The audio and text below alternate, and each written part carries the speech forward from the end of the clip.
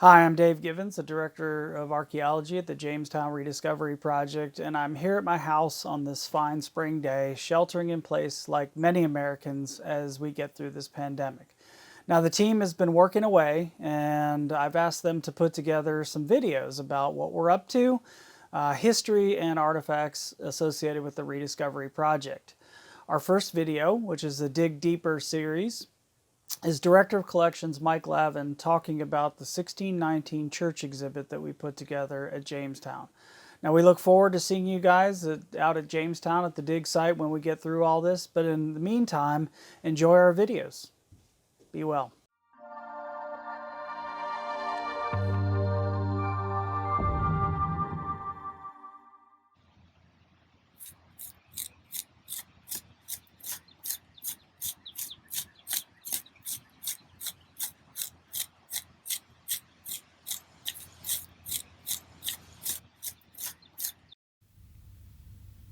Hi, I'm Michael Lavin, Director of Collections, and I'm standing here at the reconstruction of the 1617 timber frame church inside the Memorial Church at Jamestown.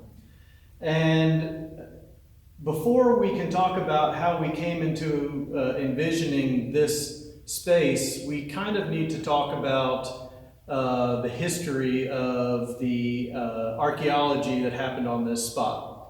APVA formed in 1889, acquired 22.5 acres around the church tower in 1893, and shortly thereafter started excavations in and around that tower to find what was left of any of those churches that would have been near that standing ruinous tower.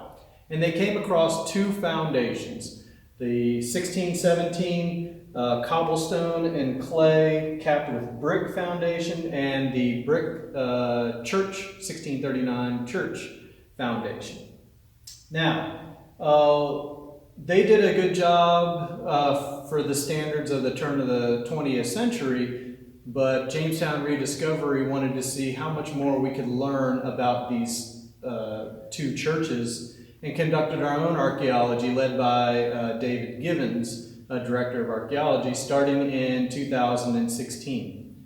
And what we were able to find out from those excavations were that the two churches were coexisting for a period of time, sometime between 1639 and November of 1647. So that then led us to the clues of how to interpret the actual space. How do you interpret a church within a church?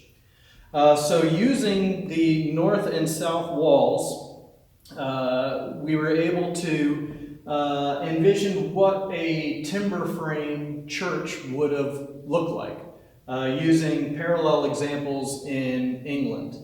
So what you see here is basically building from the portal foundations up to what we feel is a good representation of what this timber frame church from 1617 to post 1647 would have looked like. It sat on a 8x8 sill. It had structural main posts about every 10 feet. And then infill posts that were slightly smaller in between those structural posts. Now, archaeology also provided many clues as to what the interior and the exterior of the structure would have looked like. So samples, archaeological artifacts, or artifacts that had lath impressions on them, and both interior and exterior plasters, rough coats, then able to the archaeologist to reconstruct exactly what it would have looked like. And that's what we've done here. You can see that all of them have an interior channel where the lath would have been placed.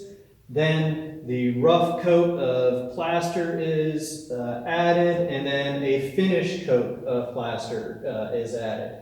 Now, this finished coat of plaster can also go on top of some of the interior studding members, and then you would have only seen main structural posts on the interior, but the exterior would have looked, you would have seen each individual post.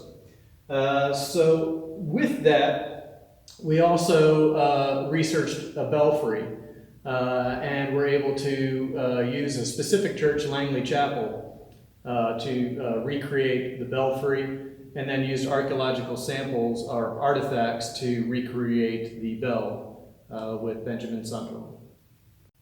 Once we had an idea of what the early 17th century timber frame church should look like, we hired architects to do CAD drawings, and then also hired local timber framers to actually make our vision come to fruition. And we worked with Black Creek in Tuano, out of Tuano, and Ben Bristow, and they worked with us to get the exact idea of how we could recreate this true to scale fragment of the church within a standing building. So that took a lot of ingenuity and creativity to come up with this scaled exhibit of what one of the most important structures in English North America would have looked like. Initially, when we designed the timber frame structure inside the Memorial Church, we were only going to show what the limits of the building would have looked like. So you would have seen what would have appeared like a gable end on the west wall of the interior of the Memorial Church. But then we decided to bump it up a little bit, and we designed the belfry and one of the bay's roof structure to give a little bit more of a sense of scale of a true building inside of another building.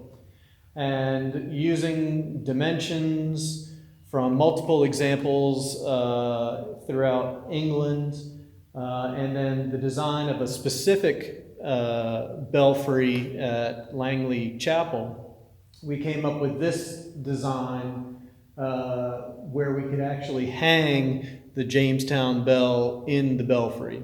So what you see are two 8-inch by 10-inch tall tie beams going from top plate to top plate, and basically a square structure that punctures through the timber frame roof and then meets the roof of the Memorial Church.